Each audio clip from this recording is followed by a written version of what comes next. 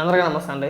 ఈ railway Koduru MLA అరవ శ్రీధర్కి సంబంధించిన issue ఏదైతే ఉందో అందులో బాధిత మహిళ అని చెప్పుకుంటున్న ఆ వీణా గారు ఎవరైతే ఉన్నారో ఆవిడ అప్పుడప్పుడు సందర్భానుసారం ఒక్కొక్క వీడియో రిలీజ్ చేస్తున్నారు. ఇవాళ ఒక వీడియో రిలీజ్ చేశారు. చాలా ఇంట్రెస్టింగ్గా ఉందన్నమాట ఆ వీడియో. ఏం మాట్లాడతారంటే అసలు జనసేన పార్టీ కండువా కప్పుకోవాల్సిన అవసరం అరవ శ్రీధర్కి ఏమొచ్చింది? మీరు ఒక కమిటీ వేశారు కదా, ఆ కమిటీ ఎలాంటి నివేదిక ఇవ్వలేదు. అయినా సరే అరవ శ్రీధర్ జనసేన పార్టీ కండువా కప్పుకున్నాడంటే పవన్ కళ్యాణ్ గారి మాటని లెక్క చేయట్లేదు. నేను నెలన్నర అవుతుంది నా ఇష్యూని బయటపెట్టి ఎప్పటి వరకు నాకు న్యాయం చేయలేదు, నాకెందుకు న్యాయం చేయలేదు. అబ్బో చాలా మాటలు మాట్లాడుకొచ్చారు. ఒకసారి ఆవిడ ఏమైనా మాట్లాడుతుందో వినిపిస్తా చూడండి. జనసేన అధినేత అయిన పవన్ కళ్యాణ్ గారు సహృదయంతో ఒక కమిటీ వేశారు అరవ శ్రీధర్ ఎమ్మెల్యే మీద. ఆ కమిటీ రిపోర్ట్ వచ్చేంత వరకు జనసేన పార్టీ కార్యక్రమాల్లో ప్రోగ్రామ్స్లో పార్టిసిపేట్ చేయకూడదు అని చెప్పేసి ఆ లెటర్లో ఉంది. అలాగే కమిటీ వాళ్ళు వచ్చి 2 నెలలు అవుతుంది, 1.5 నెల అవుతుంది. ఎటువంటి రిపోర్ట్ లేదు. రిపోర్ట్ వచ్చేంత వరకు జనసేన పార్టీ ప్రోగ్రామ్స్కి శ్రీధర్ ఇన్వాల్వ్ అవ్వకూడదు, అటెండ్ అవ్వకూడదు అనేది ఆ పార్టీ అధినేత నిర్ణయించిన విషయం అందరికీ తెలిసింది. కాకపోతే ఈరోజు 20వ తారీఖు మార్చిన జనసేన ఎమ్మెల్యే అరవ శ్రీధర్ పార్టీ కండువాని ధరించి ప్రోగ్రామ్కి అటెండ్ అవ్వడం జరిగింది. అది ప్రభుత్వ కార్యక్రమం. అది ప్రభుత్వ కార్యక్రమం ఉంటుంది. ప్రభుత్వ కార్యక్రమం అయితే ఖచ్చితంగా ఆ నియోజకవర్గానికి సంబంధించిన ఎమ్మెల్యే ఎవరైతే ఉన్నారో ప్రోటోకాల్ ప్రకారం ఖచ్చితంగా హాజరవుతారు. మరి కండువా కప్పుకున్నారా లేదా అనేది ఎవడో చూడలేదు కాబట్టి అంటే ఒక క్లారిటీ మాత్రమే. ఆయన కండువా కప్పుకున్నారా లేదా అనేది పక్కన పెడితే ప్రభుత్వ కార్యక్రమం ఏదైనా ఉంటే ఆ నియోజకవర్గ ఎమ్మెల్యేగా ప్రోటోకాల్ ప్రకారం ఖచ్చితంగా హాజరవ్వాల్సిందే. దానికి మీకేం సమాధానం చెప్పవసరం లేదు. బహిరంగంగా సోషల్ మీడియాలో అందరూ అప్లోడ్ చేయడం జరిగింది. మంచిది. అందరూ అనగా అరవ శ్రీధర్, ముక్క రూపానంద్ రెడ్డి, ముక్క వరలక్ష్మి వీళ్ళందరూ అప్లోడ్ చేయడం జరిగింది. అయితే ముక్క రూపానందరెడ్డి అనే పేరు చెప్పావు కాబట్టి ఖచ్చితంగా అది ప్రభుత్వ కార్యక్రమమే. ఎందుకంటే జనసేన పార్టీ కార్యక్రమం అయితే ఆయన హాజరవడు, ఎందుకంటే ఆయన తెలుగుదేశం పార్టీ కాబట్టి కదా. ప్రభుత్వ కార్యక్రమం అయినప్పుడు ఎమ్మెల్యే ఖచ్చితంగా పాల్గొంటాడండి. పార్టీ కండువా కప్పుకున్నాడా లేదా అనేది ఆయన ఇష్టం. ఒకవేళ కప్పుకున్నా సరే మీరు వ్యతిరేకించడానికి, మీరు ప్రశ్నించడానికి మీరు సరిపోరు. ఎందుకు అంటే మీ ఇష్యూ, మీ ఇద్దరి ఇష్యూ పర్సనల్. అది మీ ఇద్దరు వ్యక్తిగత వ్యవహారం.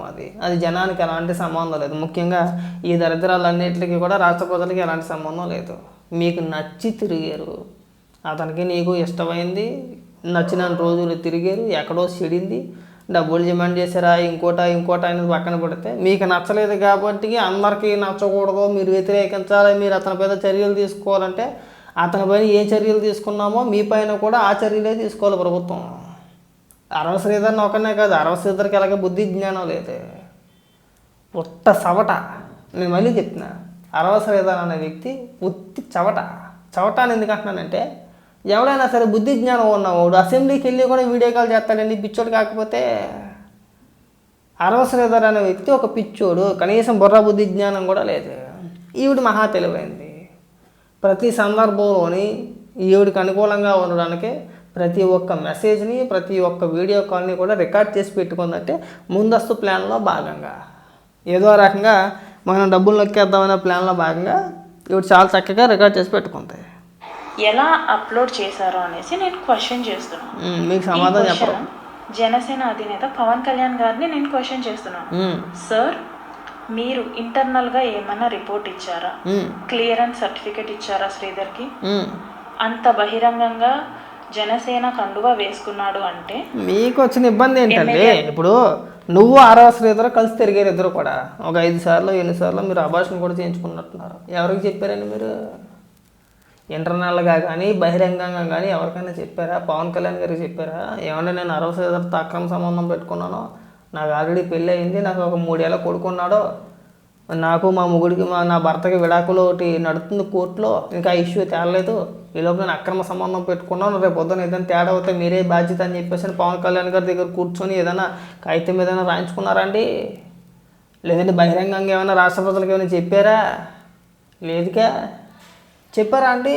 ఇవాళ ఇన్ని లాజిక్లు మాట్లాడే మీరిద్దరూ కలిసి తిరిగినట్టు ఎవరికి చెప్పారండి?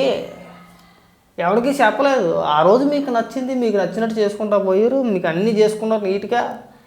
ఇవాళ వచ్చేసి అదేదో రాష్ట్ర సమస్యలాగా ఇలా మాట్లాడడం తప్పు అని చెప్పేసి నేను అనుకోవట్లేదు.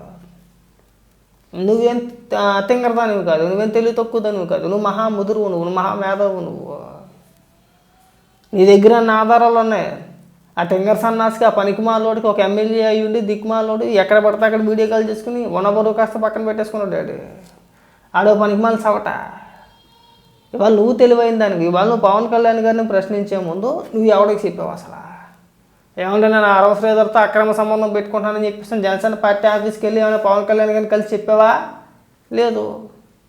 బహిరంగంగా ఏమైనా సోషల్ మీడియాలో ఏమైనా రాష్ట్ర ప్రజలారా బాగా గుర్తుపెట్టుకోండి, ఈ రోజు నుంచి నేను అరవ శ్రీధర్ అక్రమ సంబంధం పెట్టుకుంటున్నాము, కలిసి తిరుగుతున్నాము, ఇక ఎన్నిసార్లు అభాషణ చేయించుకొని చెప్పావా? లేదు. మీ వ్యక్తిగత వ్యవహారం తీసుకొచ్చి మా మీద రుద్దెత్తే ఎట్లాగండి? మీరు తిరుగుతారా? మీరు సుఖంగా ఉంటారా? ఎక్కడో చెడుద్దా?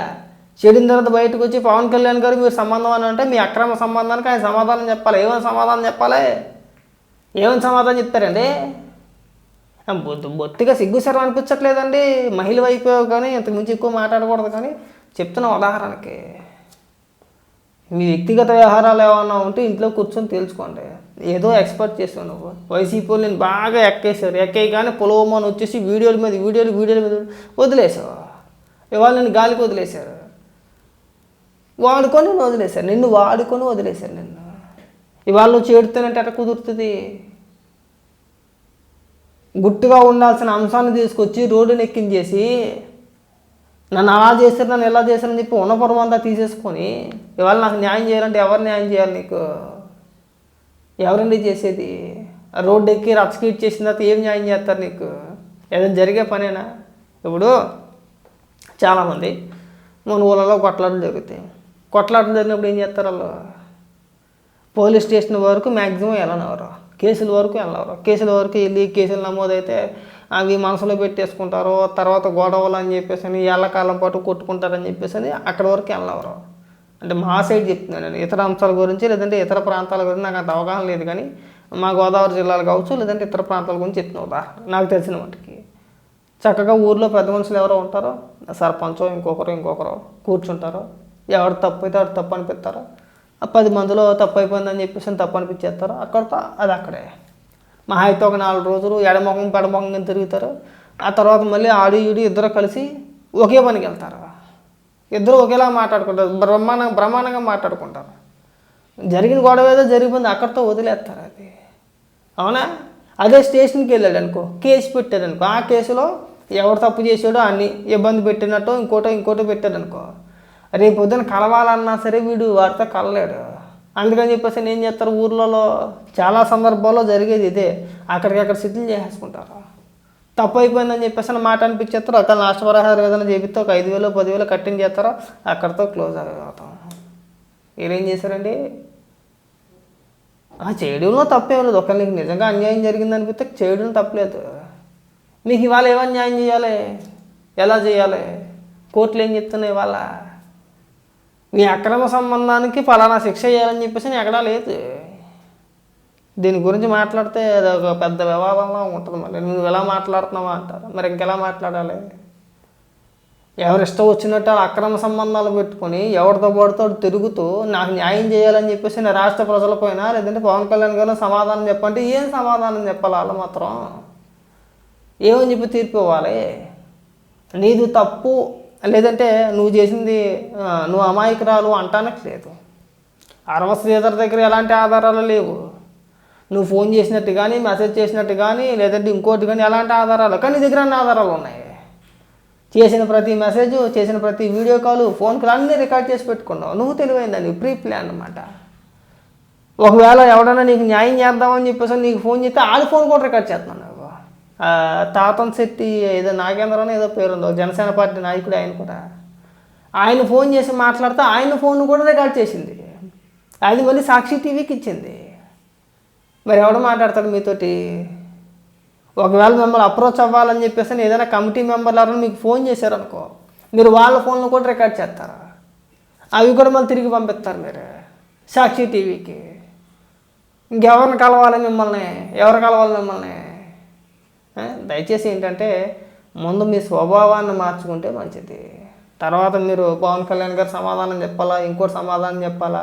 కనీసం మీ సమస్య పరిష్కారం కోసం ఎవరైనా ఫోన్ చేస్తే వాళ్ళ ఫోన్లు కూడా రికార్డ్ చేసేసి ఆ ఆడియోల్ని మీరు సాక్షి టీవీకి వైఎస్ఆర్సీపీ చేతికి ఇవ్వకుండా ఉండడం మంచిది. కాస్త మీ సమస్యకి పరిష్కారం అన్నా దొరుకుద్ది. లేదు మేము ఇలాగే మాట్లాడుతున్నామంటే ఎవరు చేసేది ఏమి లేదు. అది గుర్తుపెట్టుకుంటే బాగుంటుంది.